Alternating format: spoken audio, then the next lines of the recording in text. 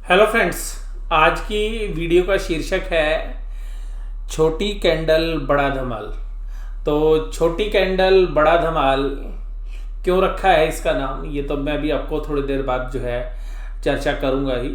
देखिएगा, मार्केट काफ़ी अच्छी जो है तेज़ी के साथ बढ़ती हुई नज़र आई और पिछले 2 दिनों से ऐसा जो है लग रहा है, स्पेशली बैंक निफ्टी स्टॉक्स के अंदर, कि वहाँ पर एक थकावट जो है आ गई है और मार्केट जो है अब जल्द ही प्रॉफिट बुकिंग के सेशन के साथ जो है चलने वाली है। लेकिन अभी तक देखिएगा, जो वीकली एक्सपायरी होनी है थर्सडे को, यानी कि 10 तारीख को, वहाँ पर अभी भी कोई मंदी के संकेत नहीं है।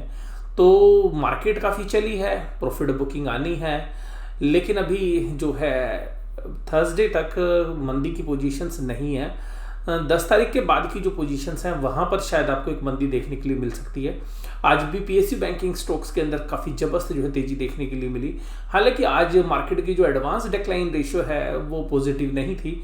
आज गिरने वाले शेयर्स जो है वो लीड कर रहे थे बजाय के मार्केट के अंदर बढ़ने वाले शेयर्स के मुकाबले में। और आज रिलायंस के शेयर्स जो है उसकी दम पर ही जो है आज निफ्टी पॉजिटिव खड़ा हो पाई है। और इसके अलावा अल्ट्राटेक सीमेंट के अंदर भी एक अच्छी तेज़ी थी। ओवरऑल मार्केट के अंदर कुछ ऐसी न्यूज़ फ्लोज हैं जहां पर कि येस बैंक जैसे जो शेयर्स हैं वो मिड कैप से जो है लार्ज कैप कैटेगरी में जाएंगे, तो वहां पर एक अच्छी तेज़ी देखने के लिए मिली। पीएसयू स्टॉक्स जो है, बैंकिंग स्टॉक्स जो है, वो काफ़ी अच्छी तेज़ी जो है कर चुके हैं। इससे पहले देखिएगा पीएसयू स्पेस के अंदर ऑयल एंड गैस जो है पिछले हफ्ते काफ़ी अच्छी तेज़ी के साथ जो है बढ़ते हुए नजर आए थे। तो सभी के सभी जो शेयर्स हैं वो काफ़ी अच्छी रैली कर चुके हैं और जहाँ पर भी फंडामेंटल वैल्यूज़ हैं उन शेयर्स के अंदर एक अच्छी तेज़ी हो चुकी है। कुछ पेनी स्टॉक्स भी काफ़ी अच्छी तेज़ी कर चुके हैं। तो यहाँ पे ऐसा लग रहा है कि मार्केट के अंदर एक प्रॉफिट बुकिंग का जो सेशन है वो शुरू हो सकता है। लेकिन जो डेरिवेटिव डेटाज हैं वो अभी भी जो है पॉजिटिव ही हैं और हालांकि कुछ स्लाइटली नेगेटिव हम बोल सकते हैं कि थोड़ा सा वो नेगेटिव होना शुरू हो गए हैं। लेकिन अभी भी मार्केट की ब्रेड्थ जो है वो नेगेटिव हुई आज, उसके दम पर। और ऊपरी लेवल से जैसे प्रॉफिट बुकिंग हुई और ऊपरी लेवल पर मार्केट अपने आप को सस्टेन नहीं कर पाई और आज जो कैंडल बनी है वो छोटी कैंडल बनी है अगर हम डेली चार्ट पर अगर हम बात करेंगे तो।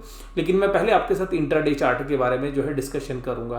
तो इन सभी घटनाक्रम के साथ साथ जो शेयर्स हैं अभी प्रॉफिट बुकिंग सेशंस के अंदर जो है आपको नजर आएंगे। जहां पर भी वैल्यू बाय है वो एक एफएमसीजी सेक्टर के अंदर जो है मैं आपके साथ जो डिस्कस कर रहा हूँ। तो कुछ शेयर्स एफएमसीजी सेक्टर्स के हैं वो नहीं चले हैं अभी, लेकिन क्योंकि उनकी पी वैल्यूशंस पहले से ही काफ़ी ज़्यादा है तो वहाँ पर भी आगे चल के जो है थोड़ी सी बाइंग इंटरेस्ट क्रिएट हो सकता है। तो वहाँ पर आप अपनी नज़र बना के चल सकते हैं। और इसी कड़ी के अंदर आज हम बात करते हैं आपके साथ निफ्टी 50 की। तो अब निफ्टी 50 का आज का जो चार्ट है वो आपके पास है। 5 मिनट के चार्ट पर आप देखिएगा कि निफ्टी किस तरीके से जो है आज पूरे दिन भर जो है काम करता हुआ नजर आया। अब देखिएगा मार्केट सुबह तेजी पकड़ी। देखिएगा निफ्टी के बारे में आपको बोलूँगा, जो सिंगापुर निफ्टी के सुबह डिस्काउंट में ट्रेड कर रहा था, लेकिन देखिएगा आज भी कल की तरह तेजी बनी, लेकिन आज की तेजी ऊपरी लेवल पर सस्टेन नहीं कर पाई। आज के जो लेवल थे वो 13,435 रुपये थे। आज भी 52 वीक हाई जो है नया लगा है, लेकिन वहाँ पर सस्टेन नहीं कर पाए और सस्टेन ना कर पाने की वजह से यहाँ पर एक प्रॉफिट बुकिंग का सेशन जो है शुरू हो गया। और इसके बाद यहाँ पर नीचे काफ़ी समय तक जो है मार्केट नीचे कंसोलिडेट करती रही, फिर एक तेजी बनी, लेकिन लास्ट के आधे 1 घंटे के दौरान जो है एक प्रॉफिट बुकिंग जो है, माइल्ड प्रॉफिट बुकिंग जो है वो देखने के लिए मिली इंट्राडे के अंदर। तो जो ऊपरी लेवल थे 13,435, वहाँ से करीबन आप देखिएगा 50 पॉइंट जो है नीचे हमने क्लोजिंग दी है। लेकिन उसी तरीके से अगर नीचे लेवल से भी हम बात करें तो वहाँ पर भी हम करीबन 80 पॉइंट के ऊपर बंद हुए हैं। तो जो भी मार्केट के अंदर शॉर्ट्स हैं वो शॉर्ट्स तुरंत कवर होने के लिए आ जाते हैं। तो जैसे ही मार्केट नीचे की तरफ बढ़ती है तुरंत आपको जो है एक प्रॉफिट बुकिंग का सेशन जो है साफ साफ नज़र आने लगता है। तो वैसे ही जो है शॉर्ट्स जिनकी पोजीशंस हैं वो कवर होने के लिए आती हैं। आज अगर हम बात करें तो आज अल्ट्राटेक सीमेंट के अंदर एक अच्छी तेजी थी। आज एसीसी के ऊपर एक खबर थी कि जो लाफार्ज ग्रुप है वहाँ पर जो एसीसी का जो प्रमोटर है वहाँ पर वो रॉयल्टी जो है बढ़ा सकते हैं। तो 1% से 2% रॉयल्टी की खबर थी। तो ऐसा देखने के लिए मिलेगा कि जो ऐसी जो सीमेंट स्टॉक में इन्वेस्ट करते हैं तो वहाँ से जो है यहाँ पर अल्ट्राटेक के अंदर, क्योंकि इंडियन प्रमोटर है, तो वहाँ पर जो है लोगों ने अपनी पोजीशन शायद शिफ्ट की होंगी, तो इस वजह से आपको 3% की तेज़ी नज़र आई।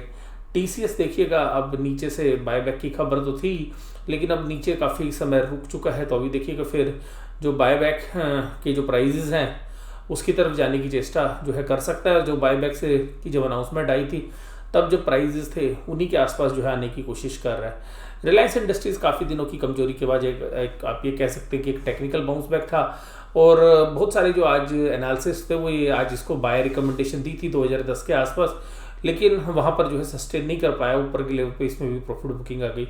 तो आज देखिएगा विप्रो के अंदर तेजी थी, HCL टेक के अंदर थी।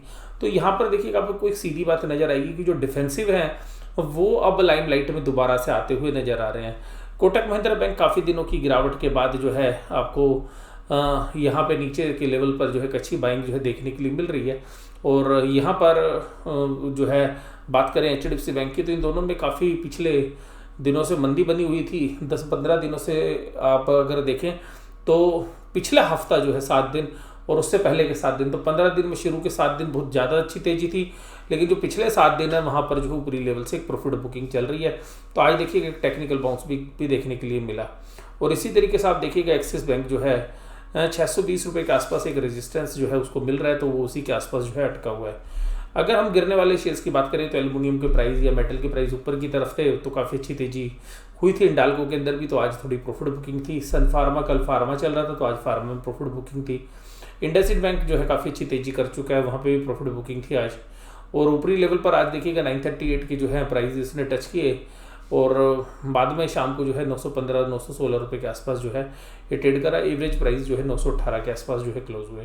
बजाज फाइनेंस और बजाज फिनसर्व एक अच्छी तेजी के बाद जो है अब यहाँ पर भी जो है थकावट जो है देखने के लिए मिल रही है। तो आप NBFCs या बैंकिंग स्पेस के अंदर देखेंगे तो जो ऊपरी लेवल्स पर जो है डिमांड नहीं आ रही है, क्योंकि प्राइस बहुत अच्छे बढ़ चुके हैं।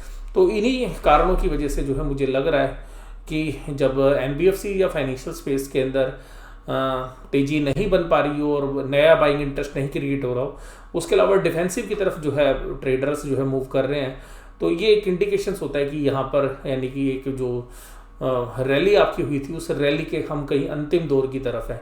तो इस वजह से मुझे लग रहा है कि जो है प्रॉफिट बुकिंग जो है आ सकती है।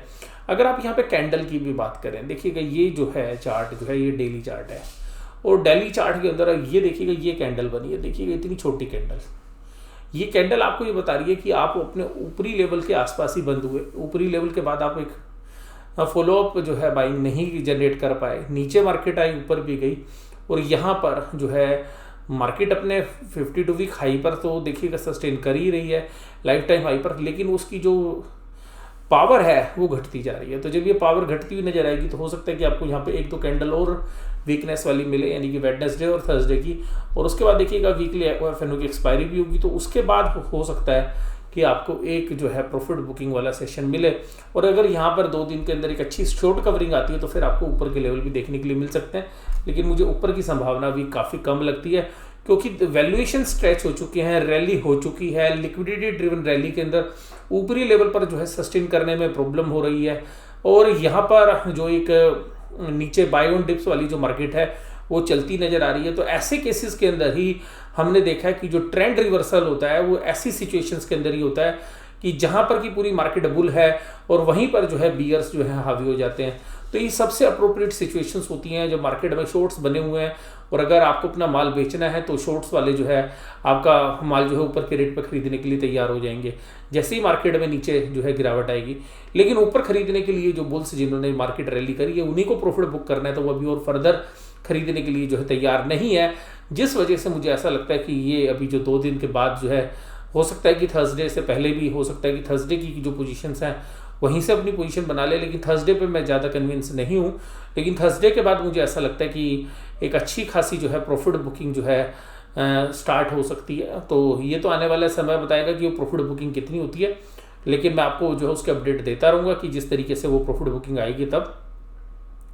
आज देखिएगा यहाँ पर जो मैं आपको बता ही चुका हूँ कि तेज़ी आज रिलायंस के दम पर थी, तो आज की जो बैंक निफ्टी की जो तेज़ी है वो आप देखिएगा 37 पॉइंट की, और रिलायंस की जो तेज़ी है वो 35.68 की। तो यानी कि जो आज की तेज़ी है वो केवल इसकी है, बाकी सब लोग आपस में अगर बाकी शेयर्स हैं तो लड़ भिड़ के जो है बराबर हो गए, तो रिलायंस की जो तेजी है वो निफ्टी में सस्टेन कर गई। और अगर इसी तरीके से अगर हम बात करें यहाँ पर कि फॉरेन इंस्टीट्यूशनल्स ने अभी तक कितना कैश डाला है इस महीने के अंदर, तो करीबन वो 17,000 करोड़ का कैश डाल चुके हैं, जबकि डीआईज ने करीबन 11,500 करोड़ का माल बेचा है। तो अभी भी जो है कैश इनफ्लोज जो है वो पॉजिटिव है। अगर हम रोज की बात करें तो आज जो कैश फ्लोज है वो नेट बाइंग जो है आज भी 2900 करोड़ के आसपास है। हालांकि कल के मुकाबले में थोड़ी सी कम बाइंग है, और लेकिन डीआईज की जो सेलिंग है वो कम नहीं हो रही है। डीआईज लगातार जो है माल बेचते हुए जा रहे हैं, और जैसे जैसे मार्केट ऊपरी लेवल पर सस्टेन कर रही है डीआईज की सेलिंग बढ़ रही है। अगर आप देखेंगे तो 1 दिसंबर पर यहाँ पे सेलिंग कम थी जहाँ पर डीआईज की अच्छी बाइंग थी, लेकिन अगर यहीं पर आप देखेंगे जब डीआईज की बाइंग जो है बढ़ रही थी तो डीआईज भी सेलिंग कर रहे थे। अब डीआईज की आज बाइंग तो नहीं बढ़ी, लेकिन देखिए एफआईज की बाइंग तो नहीं बढ़ी, लेकिन डीआईज ने आज जो है सेलिंग आज भी की। उसके बाद देखिएगा निफ्टी बैंक की भी अगर आप देखेंगे तो 50 पॉइंट। और सबसे खास बात ये है कि पूरी रेंज देखिएगा, निफ्टी जनरली 1000 तक की पॉइंट की रेंज जो है नॉर्मली रहती है। एवरेजली भी आप देखेंगे तो 500-600 पॉइंट की रेंज टॉप और वो जो है आप ये मान लीजिएगा हाई और लो के बीच में रहती है, लेकिन आज की पूरी रेंज जो है करीबन 350 पॉइंट की है। तो इतनी लो रेंज के अंदर बैंक निफ्टी ने आज काम किया है। तो यहाँ पर भी एक चीज़ समझ में आ रही है कि वोलेटिलिटी शुरू होने से पहले जो थकावट है वो यहाँ पर बैंक निफ्टी के अंदर भी नजर आ रही है। और फिर वही देखिएगा छोटी कैंडल, तो छोटी कैंडल बड़ा कमाल। तो यहाँ पर जो भी छोटी कैंडल के बाद या तो अभी 2 कैंडल और बनने के बाद एक तेजी आएगी, लेकिन मैंने आपको बताया कि तेजी क्यों नहीं आनी चाहिए, क्योंकि बैंकिंग स्टॉक्स के अंदर अभी भी पेन है, नॉन परफॉर्मिंग एसेट्स की समस्या सोल्व नहीं हुई है, लेकिन वो स्टोरी अभी कहीं दब गई है। और जब मार्केट गिरनी शुरू होगी तो आप देखिएगा वही स्टोरी जो है दोबारा से निकल कर आनी शुरू हो जाती है। मीडिया उन्हीं चीज़ों को बताने लग जाएगा कि हाँ जी अभी नॉन परफॉर्मिंग एसेट्स है, बैंकिंग के ऊपर दबाव है, लेकिन आप देखिएगा बैंकिंग जो है एक रैली कर चुका है, और जो शॉर्ट्स पोजीशन थी उसके दम पर जो है बुल्स ने बहुत तगड़ी जो है रैली खेली है। लेकिन बुल्स जो है यहाँ पर जो है प्रॉफिट बुक करने की जो है कवायद की जो है करते हुए हमें नजर आ रहे हैं। अगर आप यहाँ पर भी देखेंगे कि जिन शेयर्स के अंदर अब तेजी थी, आज आप देखिएगा बड़ी विडंबना वाली बात होती है कि पीएनबी जो है बैंक निफ्टी के अंदर टॉप गेनर। बहुत ही रेयर सिचुएशन होती है कि बैंक निफ्टी का सबसे ज़्यादा बड़ा कंट्रीब्यूटर वैल्यू वाइज जो है आपको पीएनबी नजर आएगा। तो देखिएगा 23.14, दूसरा कोटक, तीसरा bank of Baroda, HDFC bank और एसबीआई। तो ये सरप्राइज कर रहा है। तो ये भी ये बात बता रहे हैं कि बैंकों के अंदर भी जो बैंक निफ्टी में तेजी है वो कमजोर बैंक्स हैं जिनके फंडामेंटल्स वीक है उनके दम पे हुई है आज। तो ये भी कहीं ना कहीं एक इंडिकेशंस कह रहा है कि जो बैंक निफ्टी है वो कहीं ना कहीं थकता हुआ नजर आ रहा है। ये डेटा मैं आज आपके साथ जो है पहले डिस्कस कर चुका हूँ। तो 2909 करोड़ की एफआईज की बाइंग है, और डीआईज ने जो सेल किया है वो 2640 की जो है सेलिंग है। अगर पुट कॉल रेशियोज देखो तो महीने के एंड में देखिएगा अभी भी पुट कॉल रेशियो 1.78 है। तो मैं यही बात आपको कह रहा हूँ कि 10 तारीख वाली जो है वो अभी भी बुल्स के फेवर में। तो ये बड़ी मैनेजेबल जो है पुट कॉल रेशियोज है 10 तारीख वाली। लेकिन आप महीने के एंड में जाएंगे तो आपको बात समझ में आएगी कि वहाँ पर मंदी के सौदे जो है बना रहे हैं बड़े प्लेयर्स, और पुट जो है बड़ी मात्रा में खरीदी जा रही है, यानी कि पुट कॉल रेशियो काफ़ी ज़्यादा है। अगर यहाँ पर भी अगर हम कल के इंडेक्स की बात करें, अगर जो थर्सडे को जो एक्सपायरी होगी तो 13,400 के आसपास जो है निफ्टी क्लोज हुआ है। अब 13,400 की पुट के अंदर तो आप देखेंगे कि जो प्रीमियम है वो 75 रुपये के आसपास है, लेकिन कॉल के अंदर 60 रुपये है। यानी कि लोगों के अंदर अभी भी जो है कॉल राइट करने में हिचक नहीं रहे हैं। यानी कि अब ये बात पता चल गई है बीएस को कि अब मार्केट में ज़्यादा दम नहीं है। तो देखिएगा 40 रुपये 60 रुपये पे वो जो है राइट हो रही है। लेकिन अगर उसी स्ट्राइक प्राइस में अगर हम देखें पुट की बात, तो पुट के लिए 15 रुपये एक्स्ट्रा। अगर आप इसके बाद 200 पॉइंट ऊपर चलें यहाँ पर, तो आप देखिएगा कि जो कॉल है वो 6 रुपये में लोग राइट करने के लिए तैयार हैं। यानी कि अगर 200 पॉइंट ऊपर जाएगी ही नहीं मार्केट, यानी कि अभी भी बीएस को ये लगता है। लेकिन वहीं पर अगर हम नीचे की तरफ देखें कि भाई मार्केट नीचे आ सकती है, तो लोग पुट के लिए 18 रुपये देने के लिए तैयार हैं। वहीं पर नीचे 200 पॉइंट के नीचे, तो 200 पॉइंट के नीचे 18 रुपये देने के लिए तैयार है, जबकि यहाँ पर 200 पॉइंट ऊपर केवल 6 रुपये देने के लिए तैयार है। तो इसका मतलब है कि जो 3 टाइम्स है तो 3:1। तो ये रेशो भी आपको ये बताती है कि अभी भी शॉर्ट पीरियड के अंदर 2 दिन के अंदर भी बहुत बड़ी जो है तेजी अभी हमें नहीं नजर आ रही है। तो यहाँ पर हालांकि मैं ये नहीं कह रहा हूँ कि बहुत बड़ी गिरावट हो सकती है, लेकिन मार्केट पे ऊपरी लेवल पर जो है दबाव हो सकता है, और डायरेक्शनल जो चेंजेस हैं वो शायद आपको 10 तारीख के बाद ही नज़र आए, या 10 तारीख के अंदर जो अफरा तफरी होगी वीकली एक्सपायरी की, तो उसमें किस तरह से जो है बुल्स या बिगर्स किस तरीके से बाजी मारते हैं, वहाँ पर एक पिक्चर जो है साफ नज़र आएगी। बट मुझे अभी 10 तारीख तक ऐसा लगता है कि अभी जो है बुल्स ने मार्केट पकड़ रखी है और वो ऊपरी लेवल पर धीरे धीरे प्रॉफिट बुक कर रहे हैं। और जो भी ऑप्शन ट्रेड्स हैं उसके हिसाब से भी अभी देखिएगा ऊपर का जो दम है वो ज़्यादा नहीं है। और अगर आप ओपन इंटरेस्ट की भी बात करेंगे तो 13,400 के ऊपर 14,80,000 पुट जो है ओपन इंटरेस्ट के अंदर है, लेकिन 13,400 की कॉल के अंदर अगर आप देखेंगे तो 26 लाख है, यानी कि ज़्यादा कॉल राइटिंग हो रही है सेम प्राइस के ऊपर। और अगर उसके बाद भी अगर आप देखेंगे 100 पॉइंट के ऊपर तो 39 लाख की जो है पुट राइटिंग है, और आज भी ओपन इंटरेस्ट उसके अंदर 8,27,000 का बढ़ा है। अगर आप यहाँ पर भी देखेंगे तो अगर इसके 100 पॉइंट नीचे अगर आप देखना चाहेंगे तो यहाँ पर 32,60,000, यानी कि पुट राइटिंग कम है नीचे के लेवल्स पर। अगर आप 13,200 पे जाएंगे यानी कि 200 पॉइंट नीचे तो 35,99,000 है, यहाँ पर 200 पे जाएंगे तो 33,99,000। तो यहाँ पर जो है अभी जो रेंज है वो हालांकि ऊपर आप मान के चल सकते हैं कि 13,500 पे भी काफ़ी अच्छा जो है रेजिस्टेंस है, तो वहाँ पर भी जो है दब के लोग पुट राइट कर रहे हैं। तो 13,500 पे 13,600 पे, और नीचे देखिएगा आप तो जो है 13,200 पे भी जो है 13,250 के आसपास जो है एक काफ़ी अच्छी जो है सपोर्ट भी जो है बनती है अगर आप डेली चार्ट पर अगर हम देखने की कोशिश करेंगे तो यहाँ पर जो है क्रूशियल लेवल आप देखिएगा तो 13,250 से लेके और 13,500 के आसपास जो है एक रेंज बनती है अभी अगले 2 दिनों के लिए, और स्पेशली कल के लिए तो बनती है। और कल के बाद जो भी होगा वो मैं आपको नेक्स्ट वीडियो के अंदर आपके साथ डिस्कस करूंगा। तो ये वीडियो कैसी लगी जरूर से जरूर आप मुझे बताइएगा। वीडियो इसी तरीके से देखते रहिए। वीडियो देखने के लिए धन्यवाद। Thank you very much.